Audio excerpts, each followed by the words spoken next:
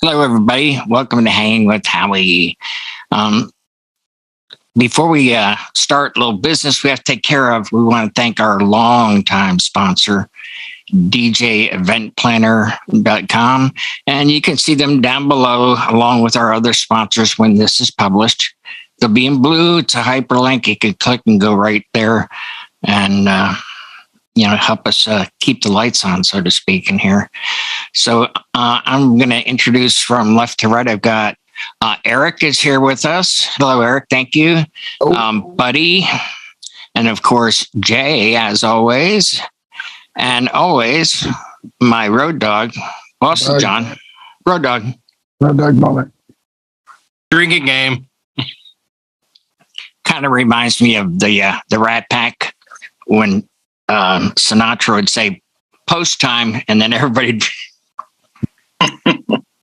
But if you're drinking coffee or iced tea like I am, whatever your drink is, it's not about the alcohol. Exactly. For the quitters. So I'm going to raise my glass to happy birthday, Jimmy Spin. Happy birthday, brother. For those of you that don't know, he was our graphics artist. His nickname was Jimmy Spin, his stage name, and he really knew his music. He was such an amazing character. We'll just go around those that knew him.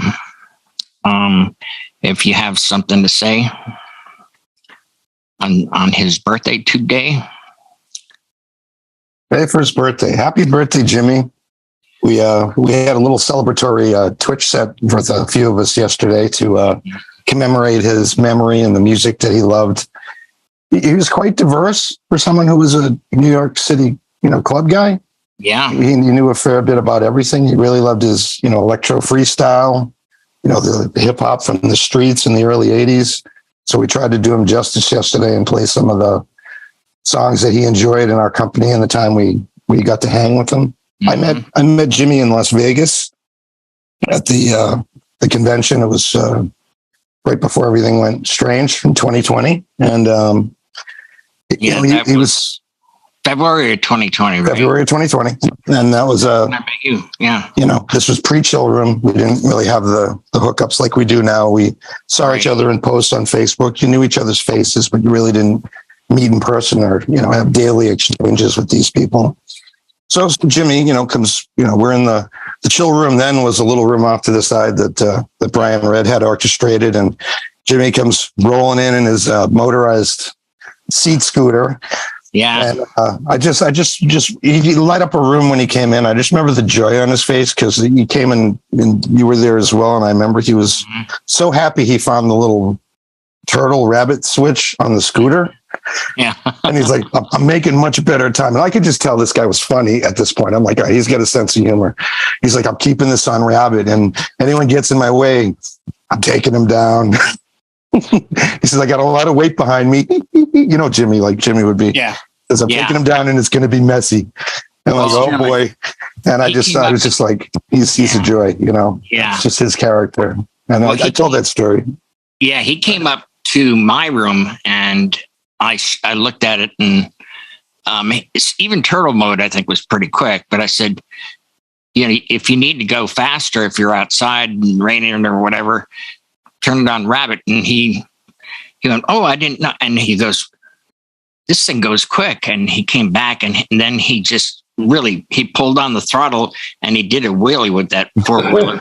And he wound up down by the elevators. And as somebody was coming out the corner, he scared the daylights. And they were, oh! So he was a lot of fun. So, Buddy, did you get to know him? Yeah, it's kind of funny. I have a couple of stories about Jimmy. First thing first, when I first came in here, because I get to know him when I was kind of acting like the fly in the wall in the chill room, and I would say hi to people, and that's about it. And then one day, Jimmy goes, you, and he goes, you, Buddy. And I go, yeah. He goes, why don't you effing say something? I go, because I'm just listening to what you guys are saying. He goes, are you going to talk or are you mute? I'm like, no, I can talk. He's like, I like this guy. And, after becoming, learning through him and talking to him, stuff like that, and knowing his knowledge, God, that man had so much knowledge on funny, not just music, but everything. He started saying, you and I are a lot alike. And you guys remember now, we changed our names for a while to the Cannoli Brothers. Yes. He was Cannoli 1, I was Cannoli 2. When we're in the chill room here, because he's like, and someone said, well, Buddy's not Italian. And he's like, what are you talking about? Look at him. He looks like an Italian. He looks more Italian than I do. And he how the typical Jimmy's laughter was and how his humor was. He was a very quick wit. I mean, you'd say something to him and he would just hit you really hard back. And his favorite thing, and I still have it. After a while, I started getting on ready for him when he would say something to make the bus back up on people on YouTube. I would have that. And how many times, how you know it, when Jimmy would say something to you or to John or to Jay or to someone else, all of a sudden he go, beep, beep, beep. And also I put that up, pull up in here, hit, screen share, and then blow up that bus, and the bus is backing up on people. So he put a big influence upon me. He just, I wish I could have got a chance to DJ with him like you did, but his laughter, his humor, his personality, larger than life, and just a great man. And it would have been fantastic to meet him in person, but in here, even though it's virtual or cameras and talking to each other over the internet, it's still personal. It's still great. And it's still, right. I consider you guys all my friends, and it's like, it's just an awesome opportunity to meet someone like that. And it's a once in a lifetime opportunity. And thank God. And I thank you, Jimmy, for having that time with you. It's just awesome, man. Awesome. All righty. Thanks, buddy. Yeah, Yay. Totally. I don't remember when I met him. I met him way before 2020, though. Yeah, you knew him a long time. I knew him a long time. Yeah. Because I knew of him. And I think we had talked on Facebook about gear or something. I just didn't know the extent, because he reminds me a lot. And if Brian was here, he'd back me up. He reminded me a lot of another guy we know that we had met in New York, who was a New York DJ, who used to work at 54 and Cafeteria. Because they were both. Are you talking about Joey Blue? Joey Blue, yeah. Mm-hmm. And for some reason, Jimmy always kind of sort of reminded me of Joey. Like, they were both really unassuming. They didn't look the part. They didn't act the part, but they had this insane knowledge of dance music and other stuff. And Jimmy was like a super wealth of knowledge. I didn't know how, I knew he did the graphic stuff a couple years ago when I did my 24-hour breast cancer set. And it took him like 30 seconds.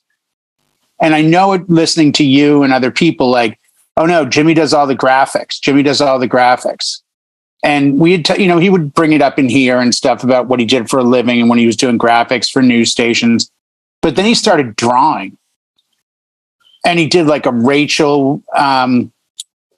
DJ Rachel Lynch drawing, and he did a drawing for someone else. And I'm like, so he was starting to get really sick. And I was like, okay, what am I going to do to get him off this? So a buddy of mine in Boston had a friend who was a graffiti artist, and he every year would get a pair of white high top Converse and have this guy go to town. So I asked Jimmy off air to draw me like whatever he wanted on a pair of Chucks. He's like, no, that won't work. I need leather. So Jimmy found these Adidas, white leather Adidas. And I said, do whatever you want. So on one side of each shoe, he drew, this is all freehand.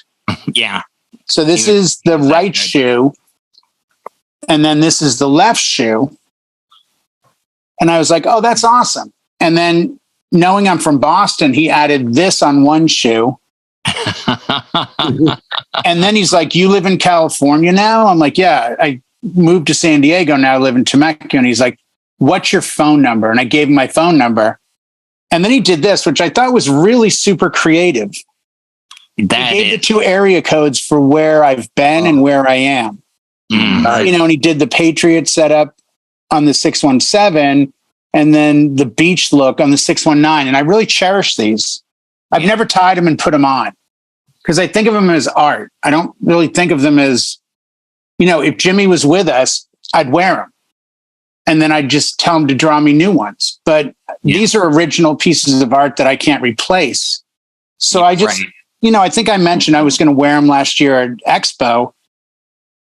And I kind of thought about it. And I'm like, no, because if anything happens to him, this is one of a kind. This artist isn't with us anymore. So I'd rather have the memory of him and know what he was capable of and not wear them. And just to hold on to them as I do. They're a piece of art. They're on... they were on the table last night. They've always been up there. Mm-hmm. Yeah, I mean, they've been on every Twitch set I've ever done. Mm-hmm. Once I got them, you can see them somewhere on screen. But he was an amazing guy. He was very creative. He was a royal pain in the ass sometimes. He was at that. Which I don't know what that's like because I'm just a shy, timid, quiet, not a royal. Oh, sure you are. Yeah. Fly on the wall. No, but I think that was a lot of getting along with him. I mean, I'm Irish from Boston. He's, Ithaca, New York, which if you didn't know he was from Ithaca, you've never met Jimmy. Because just like if you want to tell somebody's vegan, the way you can tell is they'll tell you. If you want to know somebody's from Ithaca, they'll tell you. And that was Jimmy's big thing. Yeah. I can't tell you how many. I know Ithaca like the back of my hand because Jimmy would put it into the chill. All right, let me share a screen. Okay, here's a street view of 9th Street in Ithaca. Look at the corner. Huey Lewis's guitar tech's cousin's sister's boyfriend once had a hot dog at O'Reilly's and like an hour later, he's still going strong. And I'm like, I don't know what but it was like that every night. It was an amazing way to get through COVID. Yes. And it was an amazing way to meet somebody that you knew was special. And I think, I said this last night, we take for granted how this is all just expected. Like, this is just a given. We're going to show up every Monday. We're going to show up every Tuesday. We're going to show up every day. And we're not. And I think it's important that you understand the people you meet along the way on this journey. Sometimes let them know that you appreciate them. Let them know that they're special. I think Jimmy truly knew we loved him and we thought he was special. Yeah. I don't have any regrets about how we treated him and how we spoke to him. Mm. And I know Howie, you especially were very close to him, closer than all of us, but I was sad that he left us. But in a way, I was relieved that he wasn't in pain. Yeah, that was. And I think what he meant to do here, he did. Because he made people feel special. And I think that's a gift that a lot of people don't get to share with the world. So I really enjoyed my time hanging out with him. He was in hell on wheels in Vegas. Like John and Howie are not kidding. He he was a 300-pound dude on a scooter raising hell at the South Point. Doing wheelies for real. Seriously. He really did. Yeah. But he was a great form of passion for what we do as DJs. And I said this to John the other night at like 3 a.m. I said, there's no other job that anyone's doing what they love at 3 a.m. while not doing it. And he's like, what do you mean?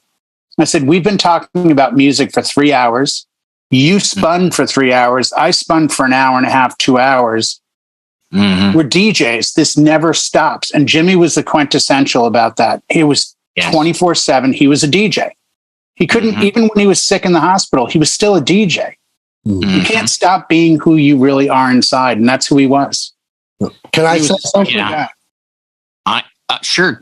Go ahead. When I first started coming into this chat room, I stumbled on you guys. I forget how, but anyway, I'm here.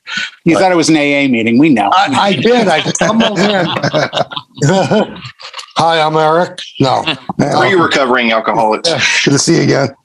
But Jimmy was here in the chat. I don't think he was so much on camera anymore, but he was still active in the conversation a lot. And I think he was bedridden at the time. And just listening to this guy, this guy was a musical genius when it came to what he knew about artists, songs, and he was amazing. Now, I don't think it was somebody in this room that told a story about Jimmy and his graphics. And maybe it was Brian, but was it Brian? Maybe you guys know what I'm getting at already, but Brian or somebody was looking for a logo. Yeah. And Jimmy messaged him, and Brian or whoever it was, like, is this guy for real? Right? Like he wasn't sure if this guy could do the trick. And like he goes, not even a minute later, he sent them back a picture in Messenger.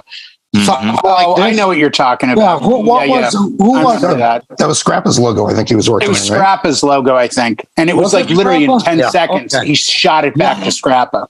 Yeah, and Scrappa showed it to us and he goes, I just got this. What do you think? We're like, that's perfect. Yeah, we're in here. We're watching it getting built in stages. He's like, how about this? All right, wait a second. Then how about this? Yeah. Now it's got something huge. Scrappa, because what? He did something small, then he did this. What do you think of this? What do you think of that? Like instantly. Yeah. Oh, the day I did the 24-hour set, he gave me the lower third. Like, it was just like that. What do you want on it? This, and this. 30 seconds. Yeah. Here it is. Yeah. I can verify that just because we would speak, several times a day, and he would run stuff by me. I saw like all the show logos and what the topics were going to be and everything. I saw it before anybody did. And there's a little bit too much negative space on the left there. And he goes, yeah, you're right. And he went and did that. I'm going to screen share. By the way, Howie, I heard that you were the influence with Jimmy, that, as Eric said, he wasn't on screen all that much, but he had a good 6 months where he would suddenly, out of the blue, like in 5 nights, 1 or 2 nights, he would out of the blue show up topless.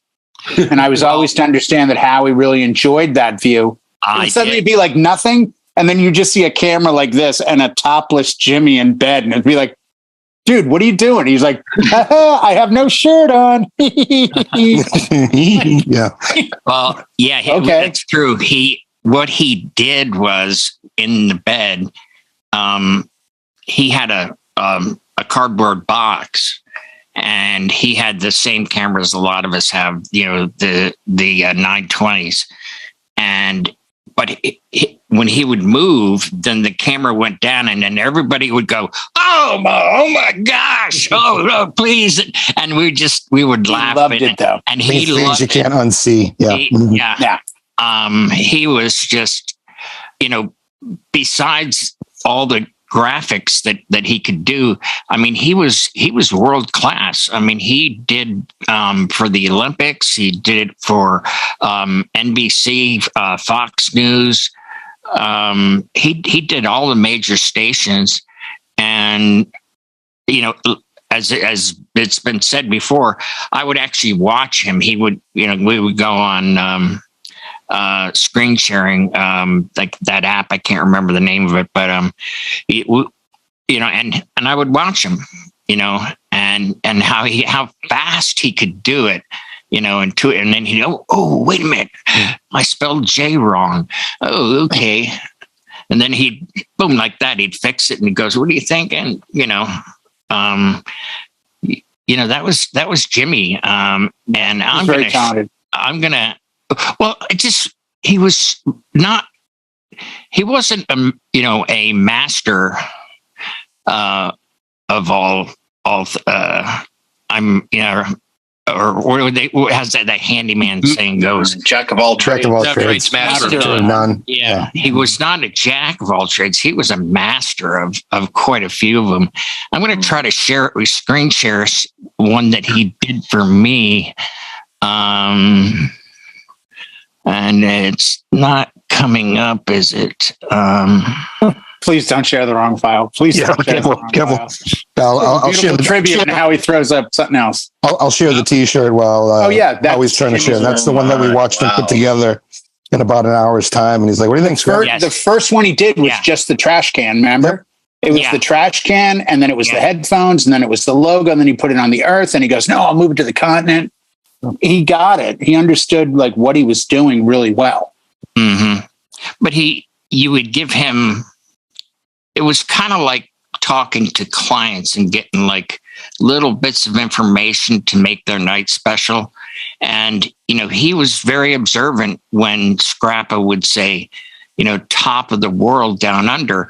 That's why he put that in the logo. And, he's with the trash can because that's what he drives. He drives, big truck and collects what they call down there hard garbage. We call it like washing machines and old TV. Appliances, big heavy metal and stuff. Yeah. But he was, I really missed him today. He listened well. He did. And he did. It was cool. That's a talent. There's talent right there. Yeah. What'd you say, Howie? I'm sorry. Yeah. Well, I didn't hear you. What'd you say? We were, I don't know. It was like Laurie said it this afternoon. We're like brothers from another mother. And, sometimes we'd fight over things, because it'd be like, he would, sometimes he'd be real stubborn and want to talk politics. And I was like, Jimmy, I told you I'm not going to talk politics. So he would message me in Messenger those things. And I'd say, I'm not doing it. I'm not doing it. If you want to talk about music, well, I'll talk about that. But, Well, who was here last night? Robbie or Greg? One of them that was in the Twitch set. I really like Joe Bonamassa. Jimmy hated Joe Bonamassa because he's from Ithaca. Mm-hmm. And at one point, apparently, Joe Bonamassa walked by Jimmy's setup in a club and bumped it and said, like, I don't like DJs. So that was it. There was no coming back from that. There's no coming back. So anytime the blues got brought up, he'd work it in like, oh, that asshole Joe Bonamassa. And I'm like, oh, here we go. There we go. Yeah. He couldn't. I'll tell you what with Jimmy. And you were here actually, Howie. We were talking about. I was going through like how I make my gig logs. We talked about this before in a previous episode of Ditch Jackie News. And one of the things I was showing, showing a little bit of video in here and getting some feedback. And Jimmy, Jimmy likes to break stones. He likes to tease. But he's very honest. He would tease you and stuff like that, but then work you through what you're doing wrong. Mm-hmm. And he's like, hey, do this, this, this, and this. And next time you edit stuff, and he would walk through stuff. He's like, try this and try that, and doing things. And he helped me make my videos a little bit better than I was doing because, again, he's done it for tons of years at a TV station, so he knew how to do it. But like graphics and just cuts and stuff like that, how to do things, how to shorten things down, make things more presentable. He had this tremendous eye, not just for drawing, not just for music, not just looking at life itself and saying, how can you fix something and make something better? Mm-hmm. And that to me is a huge, huge thing. As a person, he very much drove that. And he is very much, still in my heart, and I'm sure in everyone's heart here. He's just, I still sometimes I think I hear his voice say, hey, do this, do that, in his voice and his way of manner and his laugh. Yeah. And it's a great thing because I much rather have him on my shoulder as a little guardian angel, whispering in my ear, good things or bad things, than anyone else because he just, again, he's just heart of gold, huge heart, huge man, as far as his love and passion of stuff. And both of us being big guys, we always talk about food. That was the thing we always talked about, stuff we loved.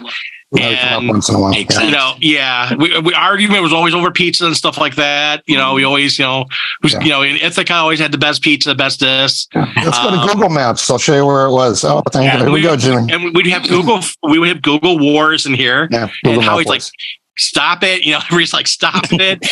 Him and I would go back and forth, and it's just showing a warehouse that used to be a bowling alley, that used to be a paint factory, and none of that exists. And Huey Lewis's guitar player's text cousin's sister's boyfriend once. Hey, buddy, I'll be honest with you. Jimmy spoke fondly of you. Jimmy in private would say to me, I think he talks too much, but he seems like a nice guy. I mean, and I always said, like, no, Buddy is a good guy. And the fact that you hear his voice sometimes, I think we could all address mental issues and consider mental health something that we need to strive to like either solve or address. The voices in your head all sound like Jimmy now. Oh boy. I still hear him in my head. I'm like, okay, get those cookies. Oh, here's one more. Here's one more story. So another meatball. Here's one more story. One more slice. When he was toward the end, when he was talking about these cookies from some bakery in Ithaca.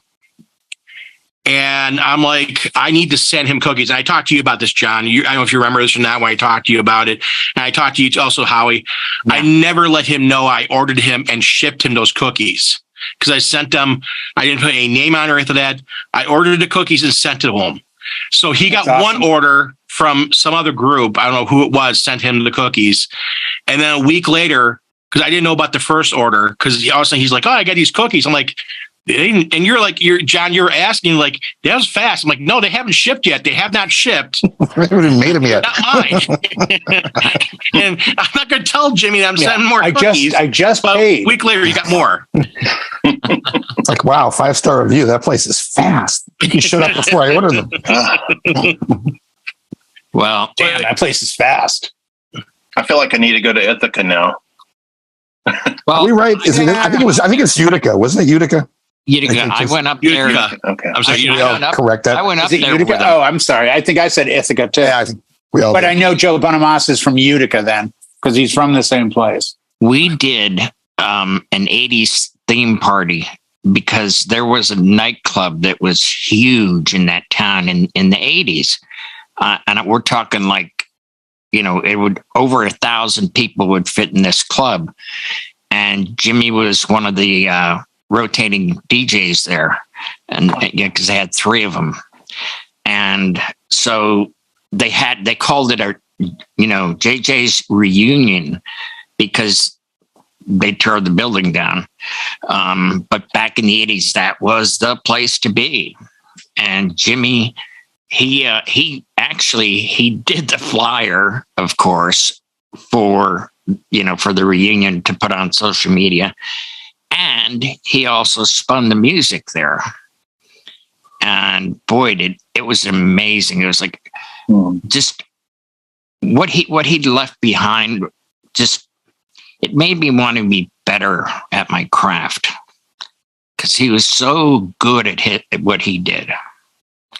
So I'm going to leave it at that. And hey, guys, I'm sorry, Matt, that you didn't get a chance to meet him.